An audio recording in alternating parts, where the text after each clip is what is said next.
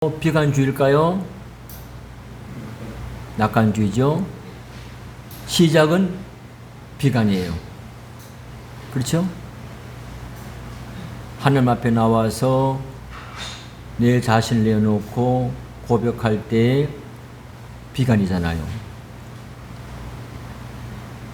근데 일어서 나갈 때는 낙관주의자가 되는 거예요. 근데 세상은 반대입니다. 세상은 낙관의 시작에서 비관으로 마치는 거예요. 만나면 서로 부어라 마셔라 흥얼거리다가 신세 한탄하고 그러다가 울고 싸우고 그러거든요. 비관으로 끝나거든요. 왜 우리 기독교는 왜 낙관주의냐? 소망이 있기 때문에 그런 줄로 믿습니다. 왜 우리 하나님이 어떤 하나님이죠? 소망의 하나님이에요. 그러므로 우리는 비관 속에서도 낙관주의로 살아갈 수 있는 거예요. 아무리 칠흑 같은 어두운 밤이 계속된다 하더라도 마침내 아침이 온다고 확신하는 것이 그리스도인 일입니다. 어두운 후에 뭐가 올까요? 빛이 오고, 바람 분 후에 잔잔하고, 소나기 후에 햇빛이 나는 겁니다. 연약한 후에 강건하고, 애통한 후에 위로가 있고, 눈물 난 후에 웃음이 있는 거지요. 그리고 고통이 끝난 뒤에 기쁨이 아침에 찾아온다는 겁니다. 십자가 죽음 후에 부활에 뭐예요? 영광이 있는 거예요.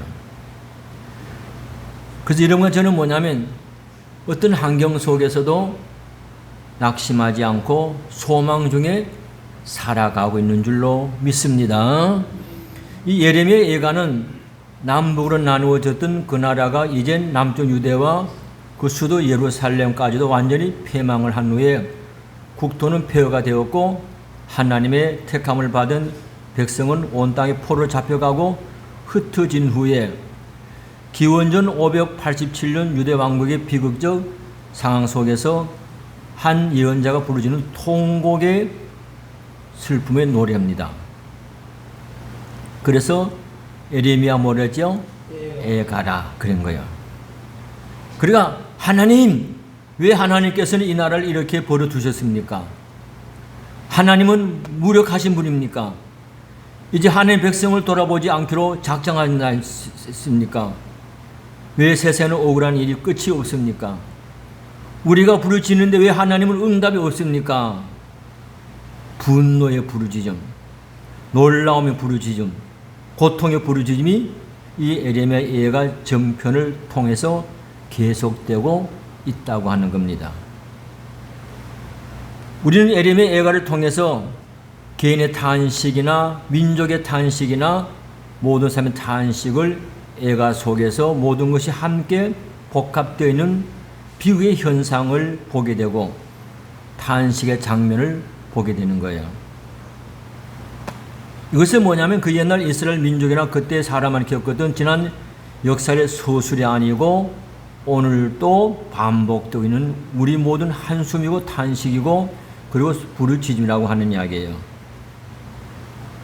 그 오늘 본문을 보시면 바벨론의 침략으로 예루살렘 성이 무너지고 서민이 사륙을 당하는 비극 속에서도 예레미야 선지자가 21절에 보세요. 시작. 이것을 내가 내 마음에 담아 두었더니 그것이 오히려 나의 뭐예요? 소망이 되었사오면. 오히려 뭐가 되었다? 소망이 되었다. 할렐루야. 고백하고 있는 거예요. 무슨 말이냐면 절망 속에서도 뭐가 있다? 희망이 있다고 하는 것을 보여주고 있는 거예요. 우리 한번 생각해 보면은 기뻐하는 사람에게는 위로가 필요하지 않아요. 위로는 어떤 사람이 필요한 거지요? 슬픔을 당한 사람에게 위로가 필요한 거예요. 그리고 건강한 사람의 의사가 필요할까요? 필요 안 해요. 뭐예요? 병든 사람에게 의사가 필요한 거예요. 소망의 경우도 마찬가지입니다. 절망과 좌절과 고뇌 속에서 빠져있는 사람에게 뭐가 필요하지요? 소망이 필요한 거예요. 오늘 19절 20절에 한번 보세요. 그거 보면 내 고초와 재난 고습과 담즙을 기억하소서. 내 심령이 그것을 기억하고 뭐가 되오니? 낙심이 되오니 그랬죠. 그러니까 선지자 자신이 겪었던 고초와 재난을 뭘로 비교했어요? 쑥과 담즙으로 묘사하고 있는 걸 주목하셔야 돼요. 왜 그러냐면 쑥은 식물 가운데 가장 뭐예요? 쓴 겁니다. 그 담즙은 동물의 내장 가운데 가장 뭐예요? 쓴 거예요. 그리고 다시 말하면 쓰다고 하는 것은 고통, 괴로움, 환난 등을 의미하고 있는 거예요. 그러니까 예레미야 선지자는 뭐냐면 개인적으로 불행한 사람입니다. 왜 그럴까요?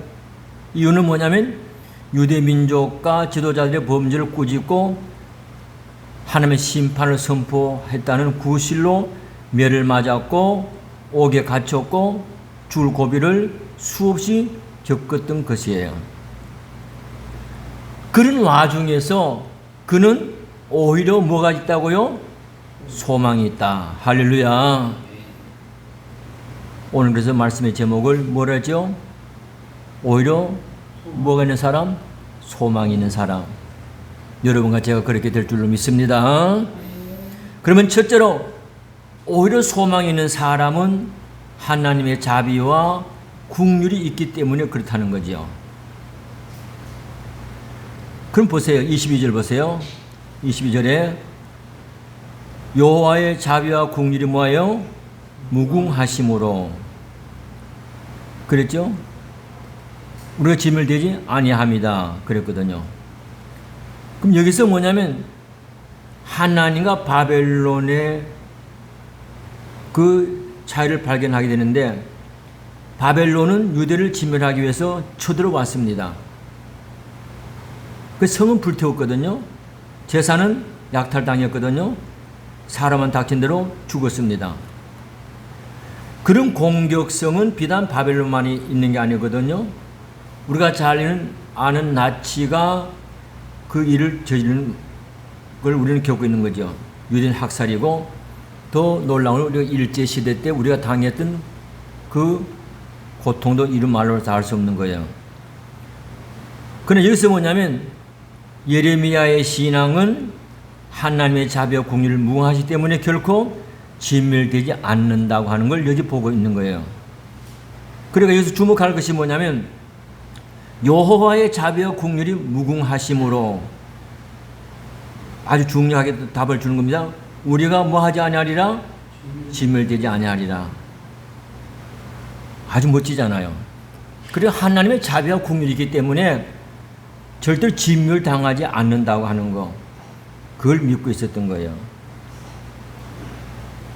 그러면 여기서 애가를 기록한 예레미야처럼 우리가 오늘 당하는 가지가지 어려운 환경 속에서 오히려 뭐를 갖는다고요?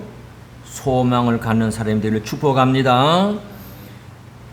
그 이해가 안 가잖아요. 그런 어려운 환경 속에서 오히려 그 뇌물을 채워놓으면 좋겠어요. 응? 소망을 가진다는 거죠. 그것은 하나님의 자비와 뭐가 있기 때문에? 긍휼이 있기 때문에 그렇다는 거죠. 그러니까 우리가 뭐냐면 하나님의 소망을 포기하는 사람은 그리스도인이 될 자격이 없는 거예요.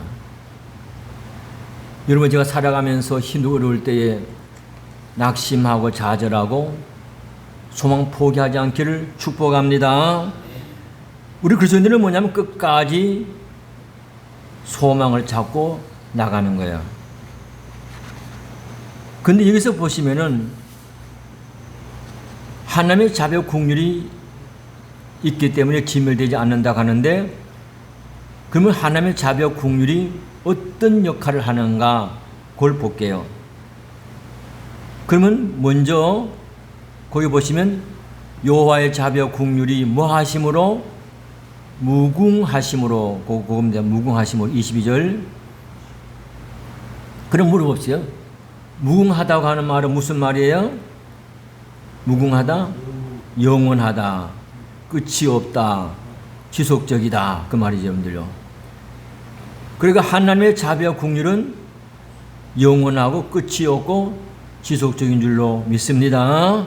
잠깐 긍휼과 자비가 있는 게 아니라는 이야기예요. 영원토록 무한 자비를 베풀기 때문에 우리가 진멸되지 않는다는 이야기예요, 여러분들요. 그리고 또 놀라운 사실은 뭐냐면 23절에 가보면은 이것이 아침마다 뭐예요? 새로우나 이겁니다. 그러면 하나님의 자비와 긍휼은 무궁한데 그것이 날마다 뭐 한다고요? 새롭다는 이야기입니다. 무슨 말이냐면은 하나님의 뜻은 세월이 흘러가도 변치 않고 아침마다 새로 뜨는 태양처럼 새롭다는 이야기 여러분들요. 다시 말하면 하나님의 자비는 영원히 그리고 날마다 변치 않는다고 하는 걸 말씀해 주고 있는 거예요. 한번 물어봅시다. 변하는 게 좋을까요? 변하지 않는 게 좋을까요? 변하지 않는 것이 좋은 거예요.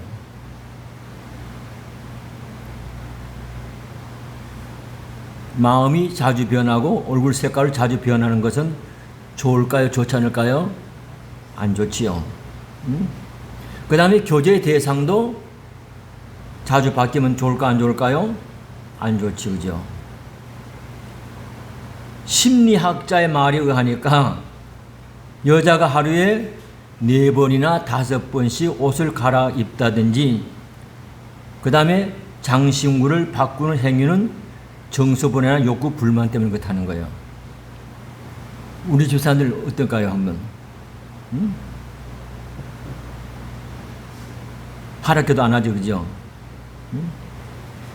어떤 여자를 보면 옷을 자주 바꿔 입어요. 또 장신구도 자주 바꿔요. 그게 좋은 게 아니고 불안하다는 이야기 여러분들요. 만약에 하나님의 긍휼과 자비가 때에 따라 변하고 곳에 따라 바뀐다고 하면 이 지상에 살고 있는 인간들은 다 멸종하고 말 거예요. 왜 그러냐면 싹스러 버려야 할 일들이 너무나 자주 그리고 반복되어 살기 때문에 그렇다는 이야기예요. 그러나 하나님의 자비는 아침마다 뭐라고요? 새롭다는 이야기예요. 색깔도 모양도 변하지 않고 날마다 새롭게 우리 곁에 다가와 주시는 거예요. 그러므로 오히려 뭐가 있다? 소망이 있다. 할렐루야. 그리고 하나님의 자비와 긍휼은 한 걸음 더 나가서 32절에 보면은 그 풍성한 자비대로 긍휼히 여기실 것임이라. 그러고 나서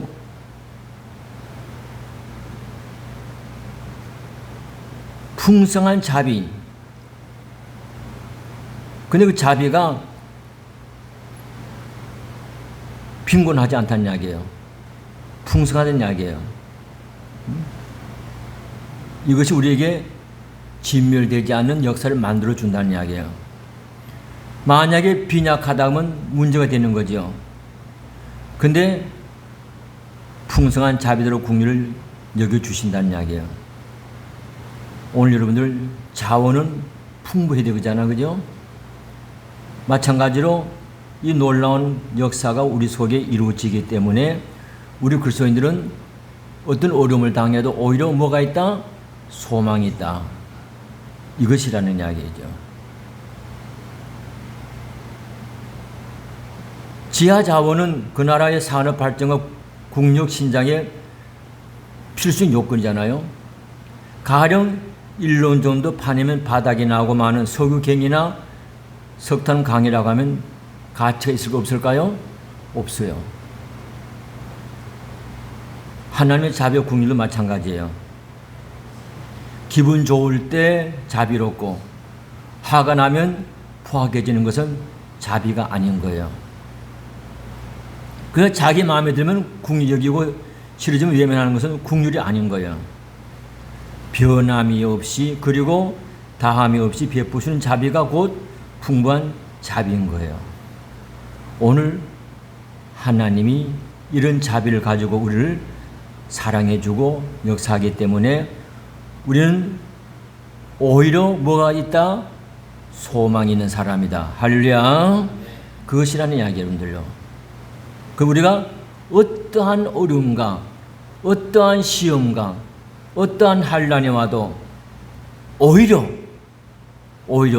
어떤 사람이다? 소망 있는 사람이다. 여러분들 살아가면서 뜻하지 않은 어려움, 힘듦, 고통, 괴로움도 오히려 하나님의 자비와 긍휼로 인해서 소망에 있는 사람 되기를 주의 이름으로 축복합니다.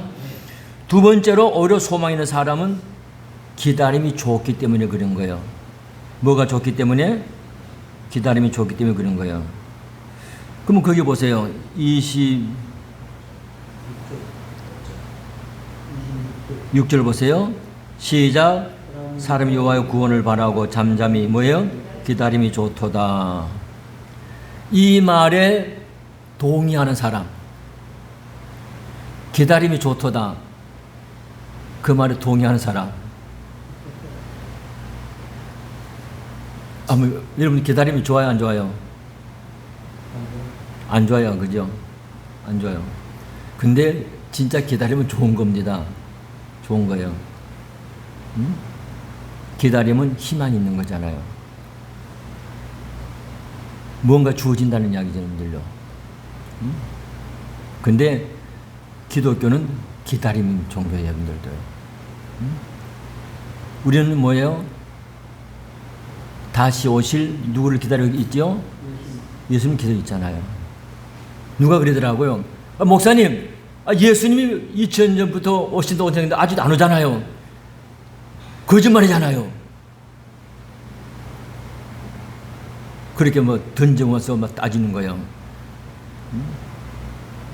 근데 그 주님은 분명히 오십니다. 할렐루야. 기다림. 저는 기다림이 좋다고 보거든요. 기다림이라는 게.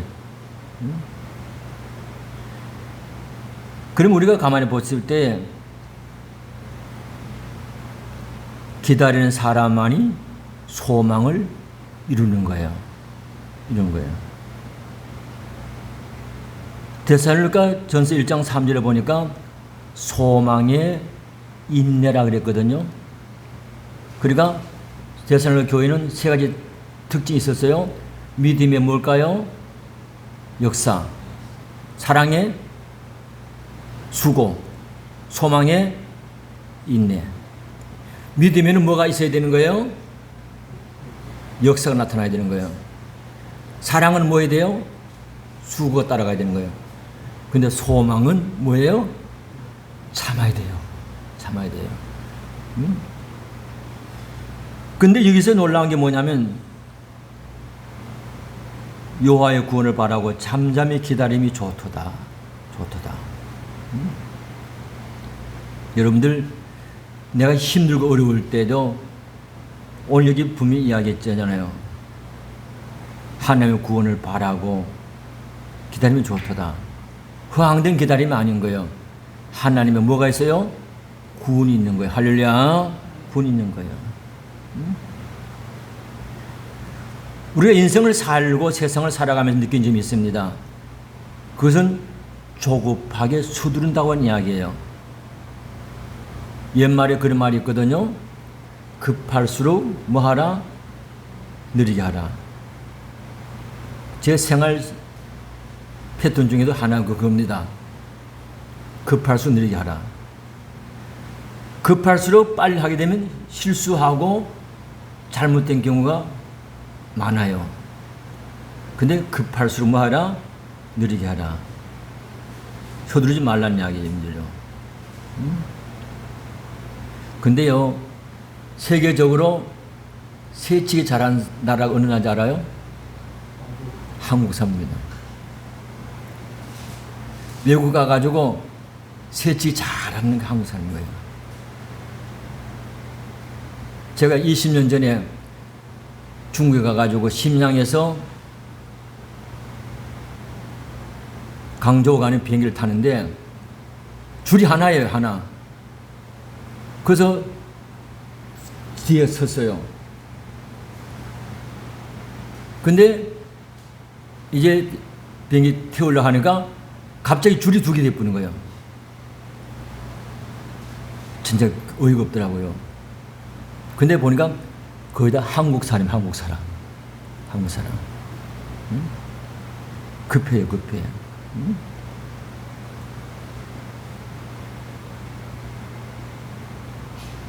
중국 사람이 한국에 일하러 와가지고 제일 빨리 배우는 말이 뭔지 알아요? 네, 빨리. 빨리. 응? 그러니까 공장 일 날 때 빨리 해요. 빨리. 그러니까 중국인들 머릿속에는 그게 잡혀 있다는 거예요. 빨리. 응? 그러나 우리가 큰 소망을 이루려면은 빨리 해야 될까요? 기다리면서 해야 될까요? 기다리면서 해야 되는 거예요. 어떤 사람이요, 무념 동료 외딸을 곱게 길러갖고 명운집에 출가시켰습니다. 아버지는 딸이 보고 싶어가지고 찾아갔는데 딸의 얼굴이 수척하고 모양이 남루해 보이자, 시집살이가 참 힘들구나, 어려운가 보구나. 응? 그 애석한 마음이 금할 길이 없는 거예요. 근데 딸이 눈물을 흘리면서 하는 말이, 집에 오실 것이 없이 그대로 돌아가세요. 그런 거예요. 들어오지 말고 그냥 가라는 거예요. 그러니까 딸의 말 못할 사정을 알아챈 아버지는 소남을 달래면서 돌아섰습니다. 하루는 멀리 떠나가 있던 남편으로부터 편지가 왔는데, 아무 날 집으로 돌아갈 터인데 당신을 주려고 예쁜 옷과 고급 액세서리와 고급 화장품을 사놓았습니다 하면서 위로하였다는 거예요. 그래, 호랑이 같은 시어머니, 여우 같은 누구예요? 시인을 보면서 우라가 치밀었는데 그 편지를 볼 때에 너무나 기쁘게 대단한 이야기예요. 그래서 어려운 시집살이를 잘 남편이 돌아올 때까지 했다는 이야기가 있거든요. 왜? 돌아올 남편이 있기 때문에 그런 거예요. 오늘 여러분들, 우리는 이 땅에 다시 오실 예수 그리스도가 계십니다. 할렐루야. 이 사실은들요. 그래서 기독교는 기다리는 종교라는 이야기예요. 얼마나 감사한 거예요. 여러분과 제가 살아가면서 기다림이 없다고 하면 허망되잖아, 그죠? 그런데 나를 구원하신 예수 그리스도, 우리의 신랑 되신 예수님, 이 땅에 다시 오실 날이 있기 때문에 우리 기다림은 행복한 줄로 믿습니다. 그래서 기다림이 좋다는 이야기예요.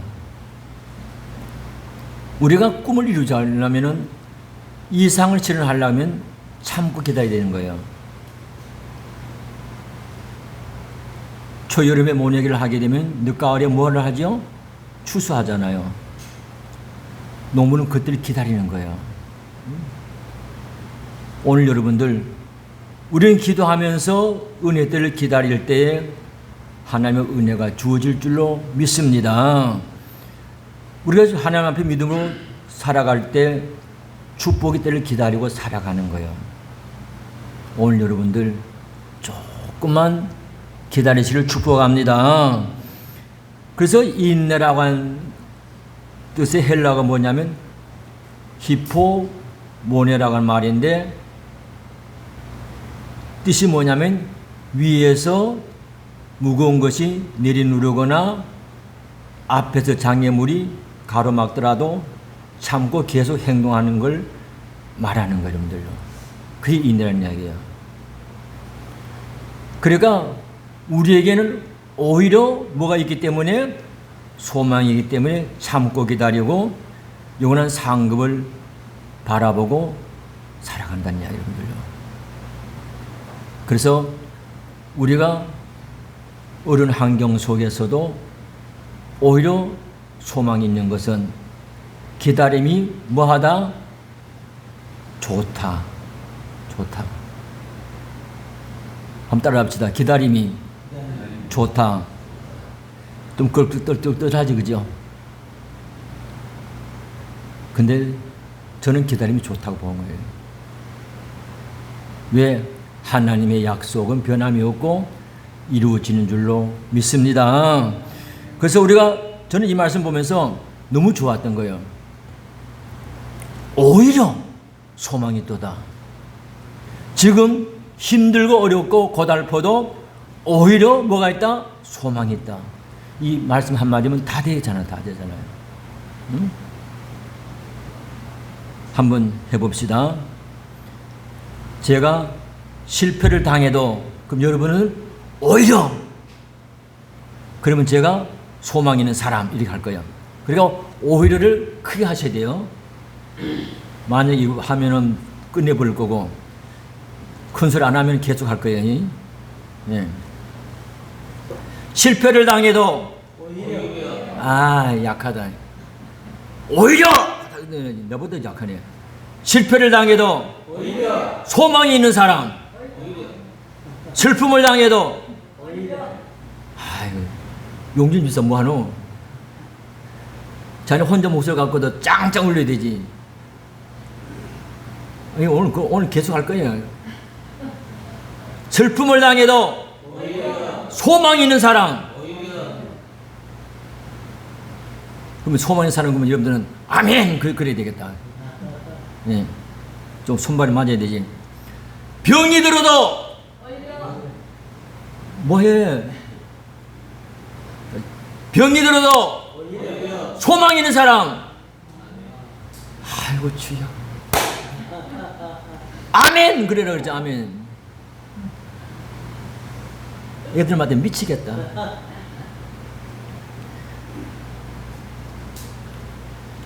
절망을 당해도 소망 있는 사람. 아멘. 실망을 당해도 오히려. 소망 있는 사람. 아멘. 할렐루야. 아멘. 하는 게 되네. 좋잖아요, 여러분들요. 그러니까 오늘 우리는 어려움 속에서도 오히려 소망 있는 사람. 왜? 하나님의 자비와 긍휼이 있기 때문에. 그리고 기다림이 뭐 하기 때문에? 좋기 때문에. 사랑하는 여러분들, 어떠한 지륵 같은 어둠이 온다고 할지라도 낙심좌절하지 마시고 오히려 소망 있는 사람으로 하나님 앞에 믿음으로 승리하며 살아가기를 주님의 이름으로 축복합니다. 축복합니다. 기도합시다.